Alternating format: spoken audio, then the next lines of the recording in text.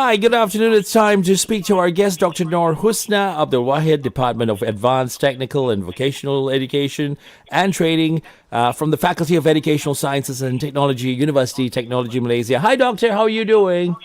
I'm good. How are you? We're getting a bit of an echo. Maybe you have to sort of like cut down your volume or move away a bit. Okay. Have you got some volume over there on your computer? Yeah? Okay. Is Much it better. fine now? Okay. Yeah. Okay, still a little bit of an echo over there. Are we all right? Can you Is it hear better me? now? Can you hear me, doctor? Yeah. I can hear clearly, Okay, but we're still getting but that echo. yeah, because I can hear you from my screen and from my phone. Okay, try not having your screen on. Try having just your phone. Okay. Just a few seconds, yeah, folks. We're getting this done, and we'll make sure it's all right. Yeah. How So, about now? much better. Thank you. Okay, let's talk about this green spaces and stronger places. Yeah, Doctor Husna, Hel- I'm losing you. you're losing me. You all right now? Can you hear me now?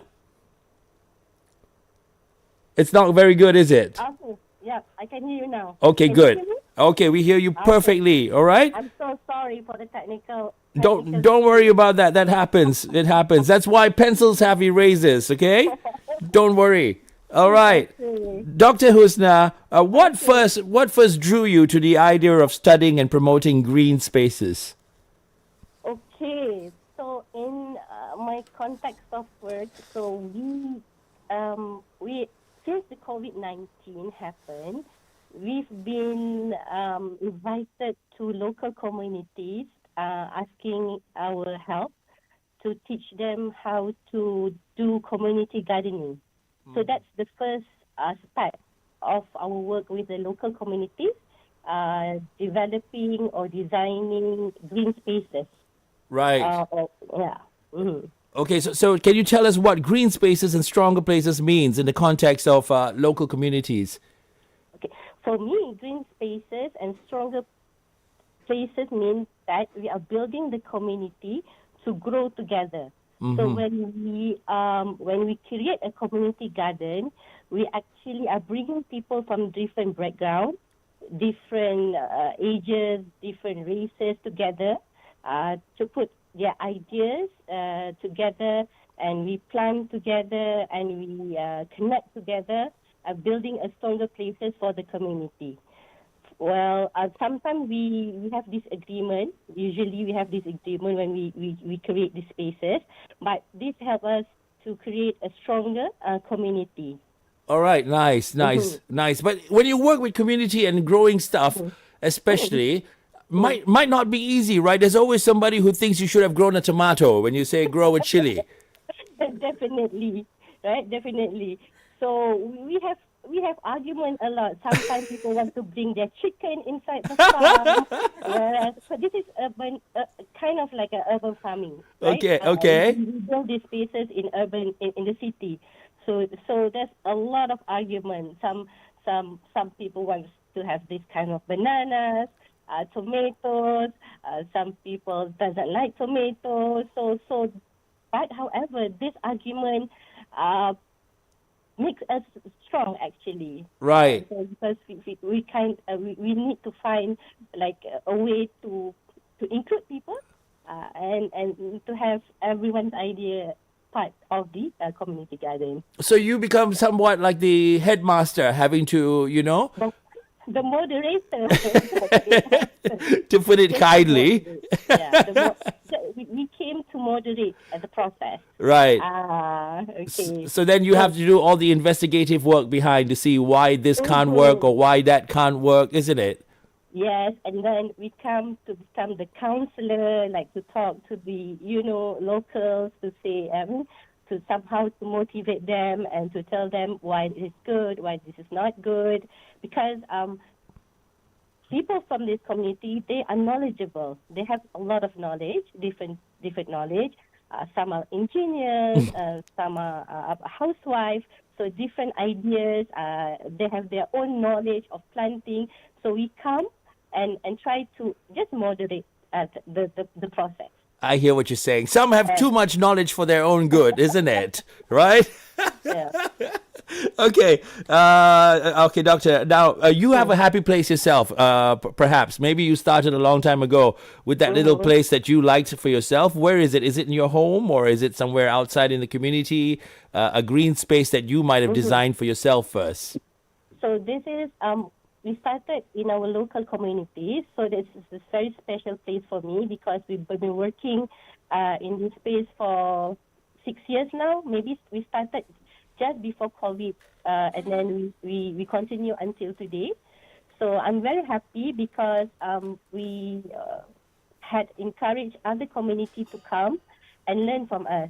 So I think that's the best thing when we started this project, that people can come and learn from us now, from the community. Right. So how would you describe a green space to someone who thinks that it's just a park or it's just decoration? How would you explain this to people who don't know? Okay. So for me, community gardening is it's a learning space because it's not just planting the vegetable. Okay, it's not about the banana, the vegetable, the sawi, the kangkong. Fighting about vegetable, who can come and pick the vegetable. That's another problem when you plant them. Right. But it's a learning space. When people come and see you do a process of planting, other people will come and learn. What are you doing? And small children will come, and now it become a more bigger project for us because we are producing products from the space. Oh wow! So somehow I think it's a success for us when I say come and learn from us. Right. So wow, you're saying that there is produce now that you're actually being able to sell, yeah? Yes, we do. And what kind of products do you make?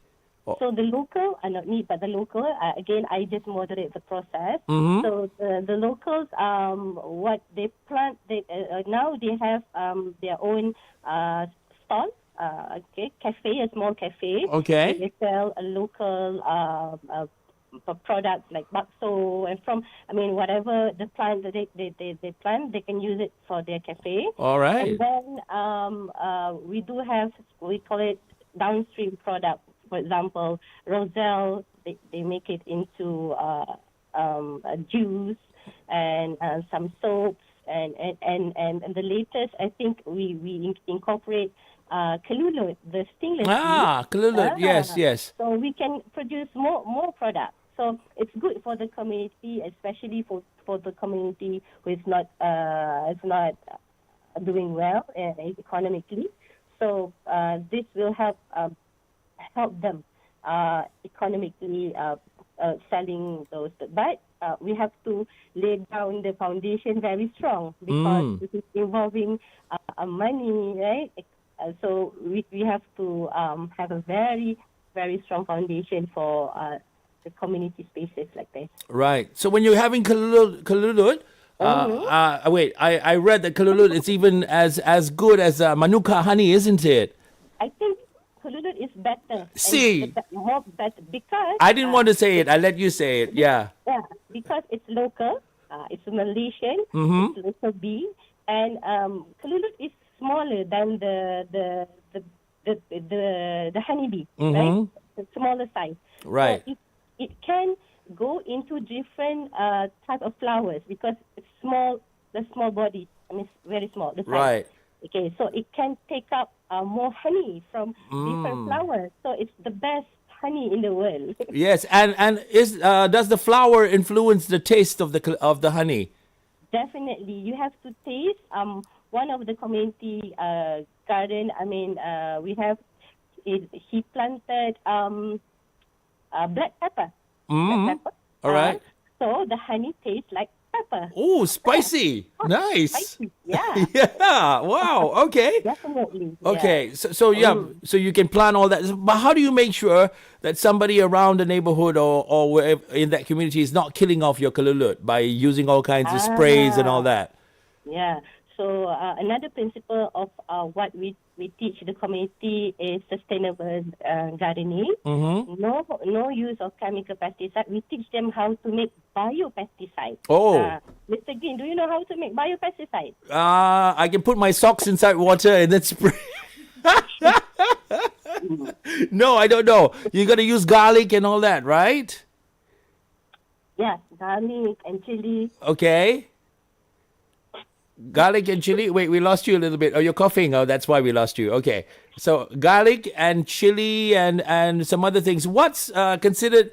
Some people use dish drops. Is dish drops or is that considered still organic? No, isn't it? Yes, it's still organic. It's still okay. We just need to put a little bit to make sure it stays on the leaf. I see. And a little bit of oil, isn't it? Yes. All right.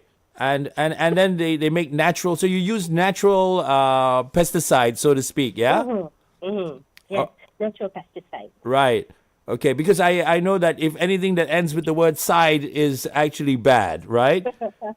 Yeah, fungicide, pesticide, they all mean death at the end of it. And that's not good, isn't it? Right. So you Sorry for the coughing. No problem. Yeah. So, okay. So you've been personally involved in cultural and creative activities held in outdoor green spaces. Can you share your experiences some more about what else they're doing? Kalulu is one of them. That's fantastic. What else is going on? So, besides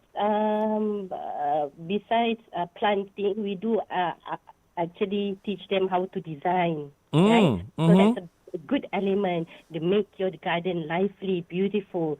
So we teach the local kids painting, mural, like in the garden. And I once taught the kids doing stepping stones. Yeah. Oh, stepping stones. Okay. Yeah.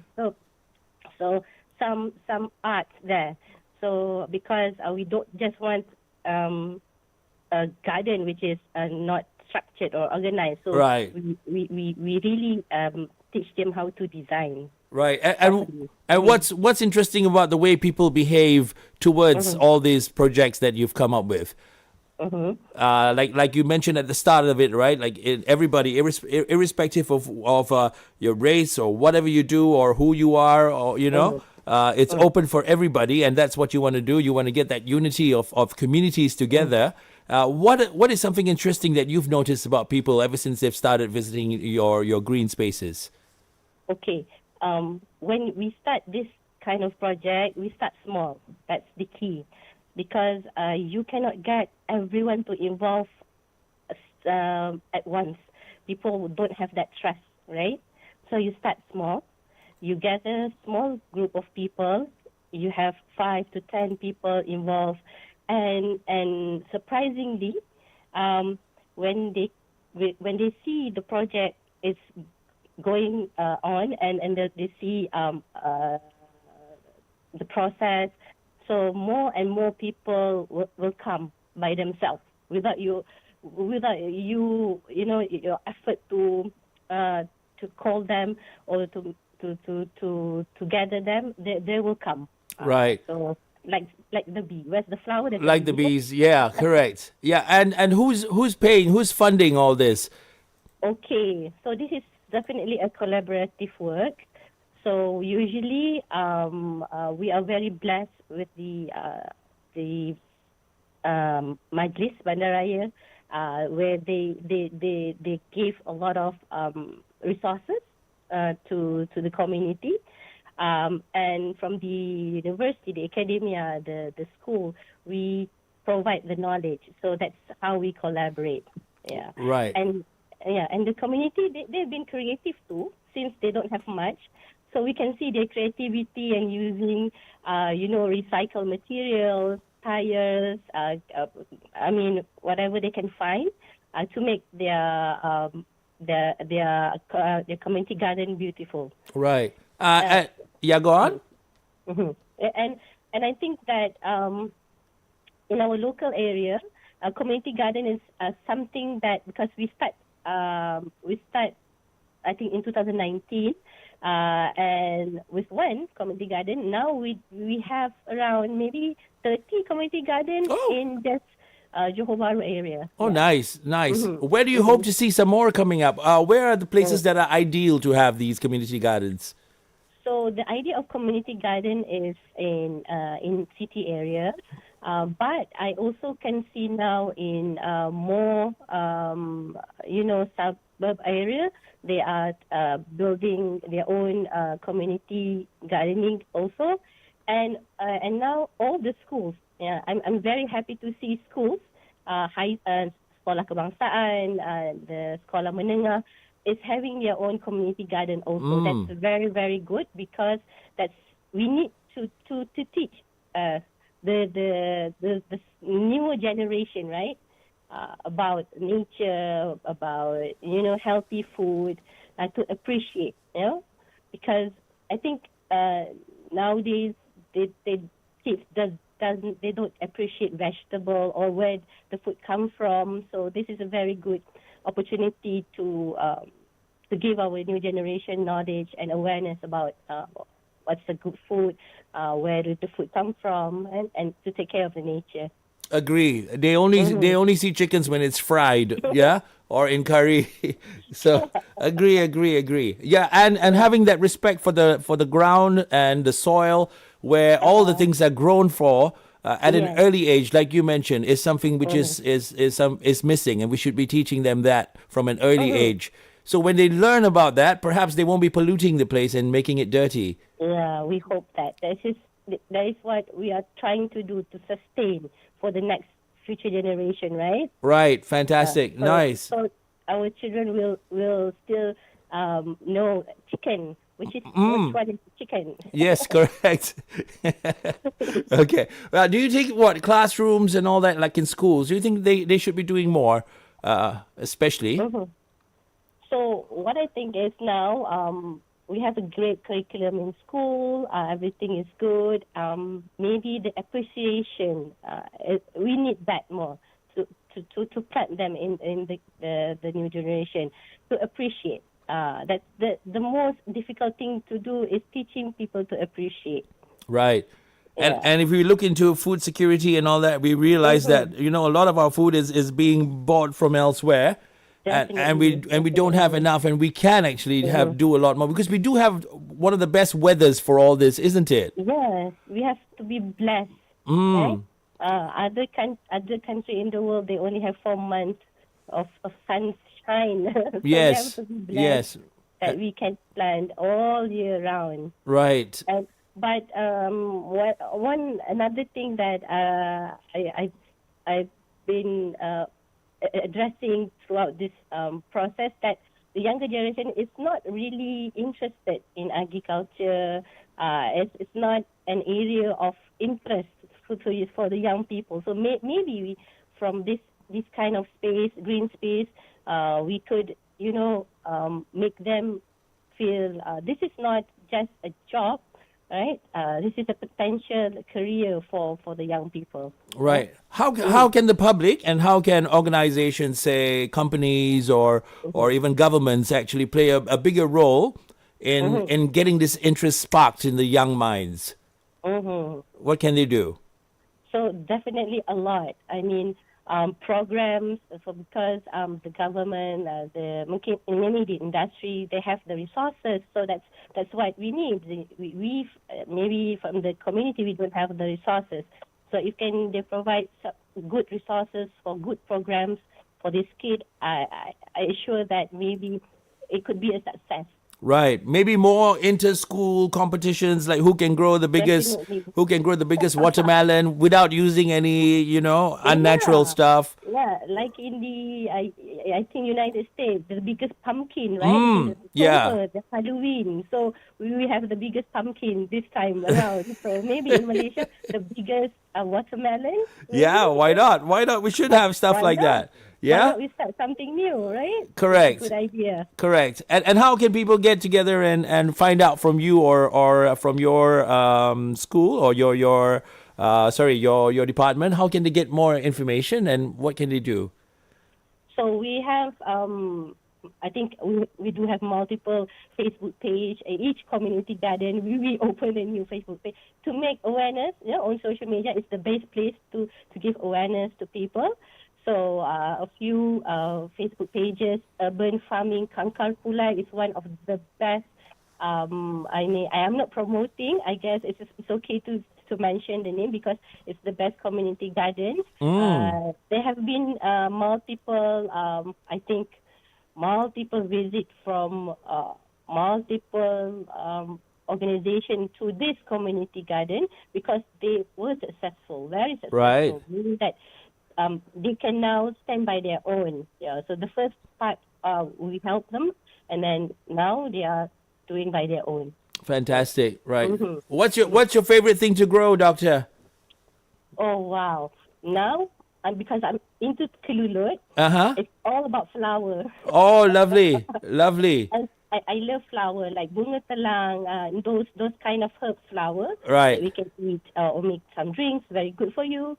And air mata pengantin is the best flower for kelulut. Oh. So I'm experimenting.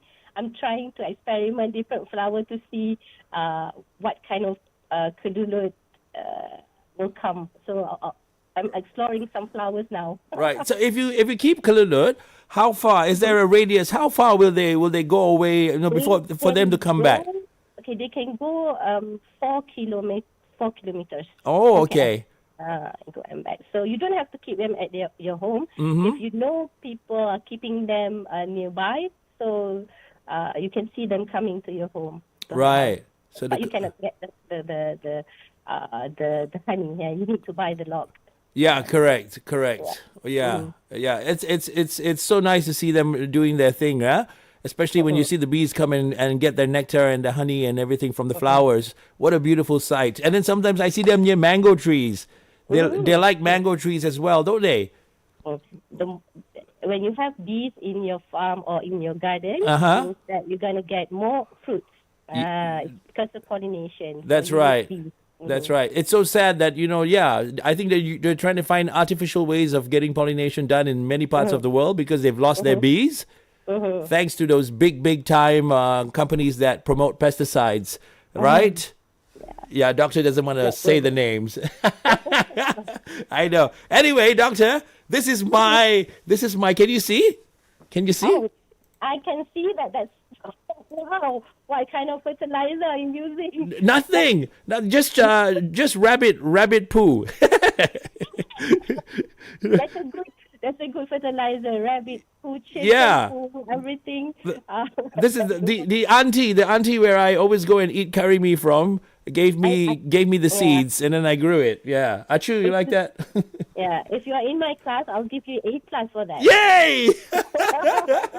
There you go. So I love growing stuff too, and I think a lot of people should actually get into it. And what's your advice to people who want to start or are already doing and want to move on to something even more exciting?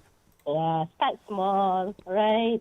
Don't be too ambitious. Start small. Get people that have the same interest with you. Create a group.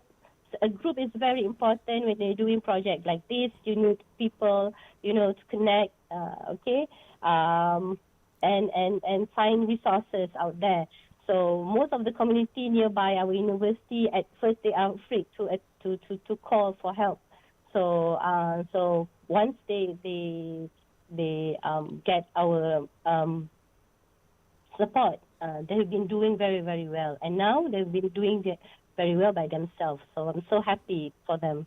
Fantastic. But you're somebody who's been down there and been the backbone in a lot of cases, and I salute you, and I appreciate on behalf of everybody what you're doing, right?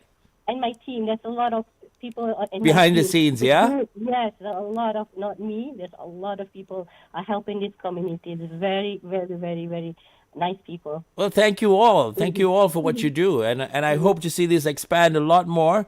And I think we will stand to only benefit, if in anything at all. Right? And yeah. I look forward to the time that you can come over to the studio and chit-chat with me.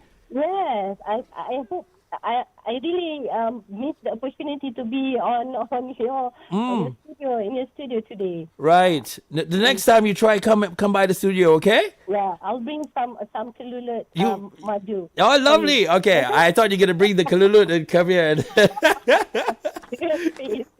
okay. All right. You can't let them travel too far away from their houses. No. Yeah. Then we Okay. lost their direction to come back. Yeah, they won't because then they come into the city. Yeah, the city kalulut, and then they don't want to go back. Okay. Thank you so much, Dr. Husna. It's been You're an so welcome. It's been an absolute pleasure talking to you, and from all of us at Trax, from producer Achu, and all of us here at TRAXXfm, from our bosses, our producers, thank you so Okay. much. Thank Bye you so much. bye. Thank you, Achu. Okay, bye-bye. Have a good one. Bye-bye.